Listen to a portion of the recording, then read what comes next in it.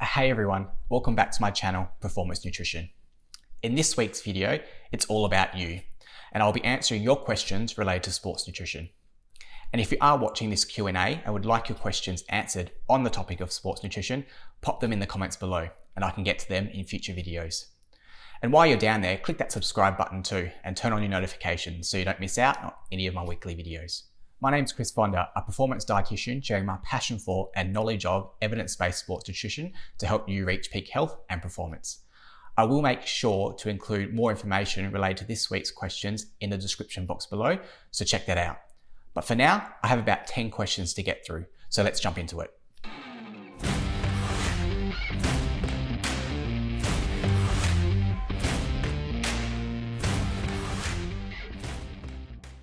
So our first question comes from Damien, and while not technically a sports nutrition related question, it's still a dietitian's bread and butter. So he asks, what's best for dealing with high bad cholesterol? So bad cholesterol is commonly known as that LDL cholesterol, and there's some things that you can do food-wise to help lower this form of cholesterol. So there's probably a couple of things that you can do. So one, you can increase the amount of dietary fiber in your diet. So we know that fiber comes from whole grains, from fruit, from vegetables, from legumes like chickpeas and lentils. So more of those sort of plant-based sources of protein. So by including more of these types of food in your diet, you will naturally increase the amount of fiber, and fiber can help to lower the cholesterol. You can also reduce the amount of saturated fat in your diet. So if you are consuming meats, make sure you do choose lean varieties. Take the skin off the chicken, and this will help to reduce some of that saturated fat. If you consume a lot of dairy foods like milk and yogurt, going for your reduced fat varieties of those, as well as increasing some of the good fats in your diet. So making sure you are including things like avocado, nuts and seeds, and oily fish. So things like salmon, which has the omega-3s, because they're shown to increase some of the good cholesterol, which helps to go around and mop up some of that bad cholesterol.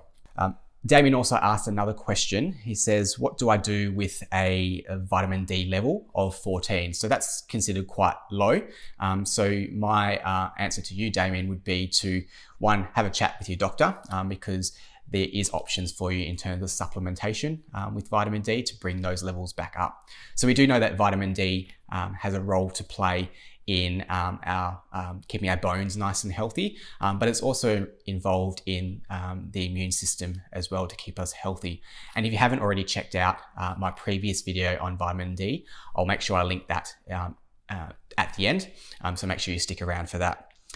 You can also make sure you get out and get some safe sun exposure. It is the winter time at the moment, so depending on where you live in Australia, getting outside for at least around about half an hour every day can help naturally boost the vitamin D from production from your skin. Our next question comes from Toby, and he asks, how much should I be eating as a 16-year-old that goes to the gym or trains most days of the week? And this is a really good question, Toby. So for any adolescent athlete that's quite active, you've got to also make sure that you're fueling your body for your training, but also fueling your body to grow and develop normally into a healthy adult. So my suggestion here would be you should be at least consuming 3 main meals a day and 3 snacks every day as a minimum. And you want to make sure you are focusing on foods that give you energy. So making sure you're including carbohydrate rich foods in each of your main meals, but also foods that contain protein as well to help you recover if you're training every day through that as well. For 16-year-olds as well, both male and female, it's really important at this age to get adequate calcium. So making sure that you are having milk, yogurt, and cheese as part of your diet every day. So make sure that you are laying down that bone mass to give you strong bones. Our next question comes from Nick, and he writes, protein shakes versus naturally sourced protein. So what's better and why? So as a dietitian, I always say food first is the best approach. So making sure you are getting your protein from high quality sources. So from lean meats, dairy foods, eggs every day, and making sure that spread of protein over the day is optimal. So you're eating a protein-rich meal every, say, 3 to 4 hours. Now, if you are a plant-based athlete, you can get protein from plant-based foods, so legumes and things like tofu or other soy products can give you some of that plant-based protein, so you can still achieve that. And supplements are available, and protein supplements can be useful in certain circumstances. So they are quite convenient. They don't really need refrigeration. You can generally just mix them with water. So they can be useful after training to kickstart that recovery process as well. And it's often, because it's liquid, it's quickly absorbed and it gets to muscle quite quickly. So there are situations where you can use a protein supplement, but we do prefer food first. Our next question comes from C. Del Zoppo, and I believe that she is a diver, and she actually asks a question about what's a good quick snack before training. And I'm also a diver, so I hopefully some of the options that I have before training can help you. So with diving, obviously we train quite a lot, but a lot of the time also we are standing around a bit. So we probably don't need as much food as a marathon runner, for example. So some of my favorite snacks before training that I like to have is fruit or fruit and yogurt. So a tub of yogurt and a piece of fruit is a really great snack before training to give you some of that energy. I really like raisin toast, so I tend to have maybe a slice of thick raisin toast with some either jam or peanut butter on it before a training session. Also, you could have something like cereal, some breakfast cereal with milk. So that's another great pre-training snack if you've got time.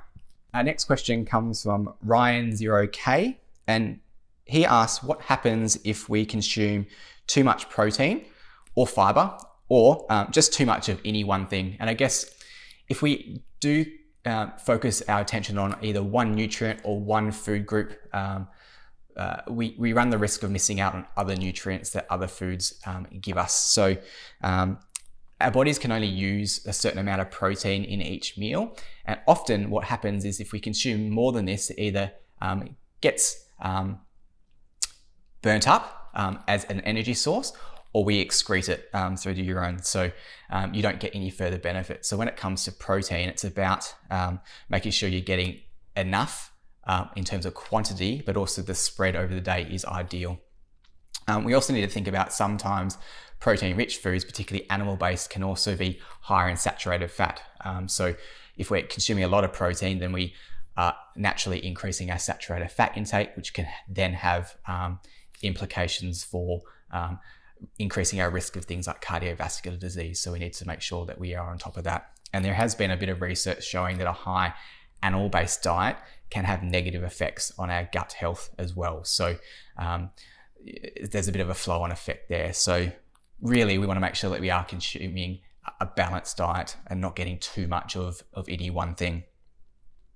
In terms of fiber, we can get too much fiber and it can actually block us up. So that's also not good. So we just need that optimal amount to make sure that we are going regularly every day. And if we are noticing that we either having a bit of constipation or the other way, diarrhea, for example, making sure that you have a chat with a performance dietitian or a dietitian to check out what the right amount of fiber is for you.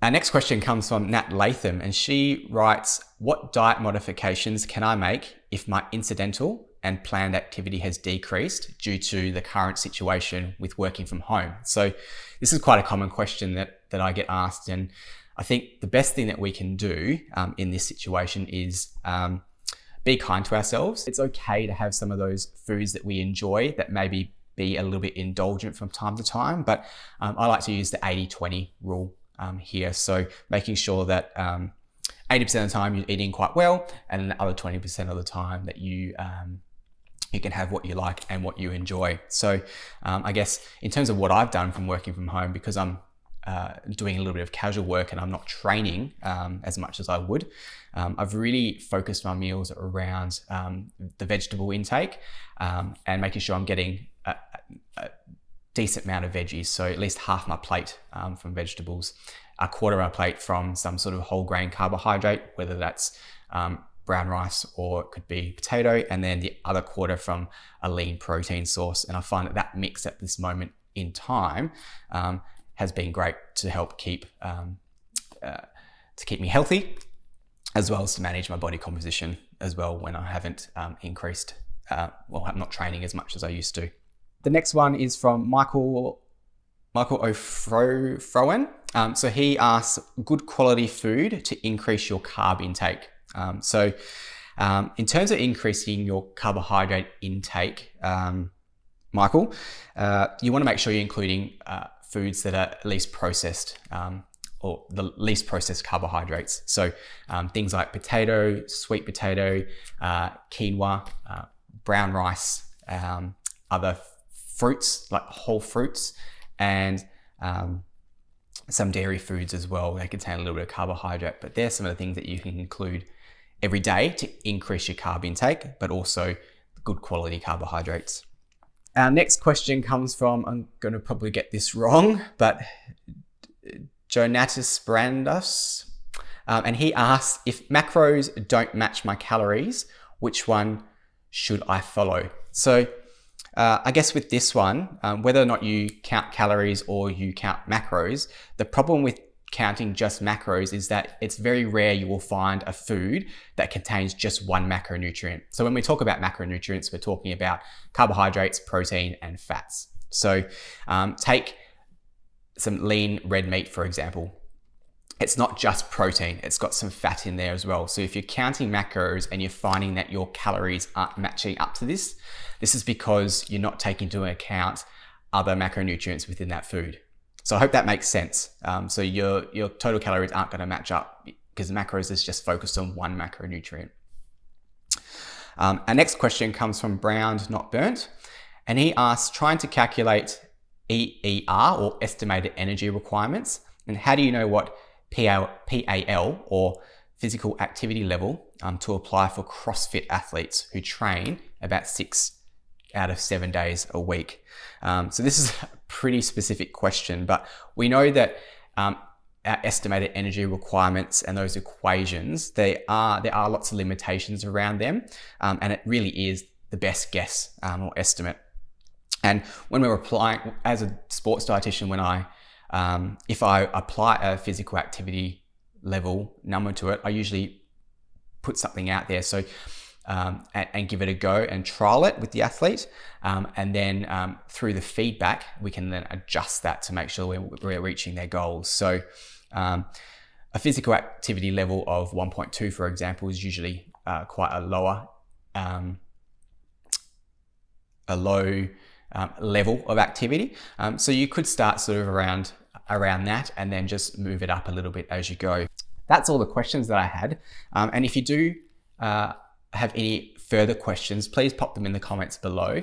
But thanks for listening. I know this has been probably a bit of a long one, but I appreciate the questions. Keep them coming, and I look forward to seeing you again in the next video. Fonda out.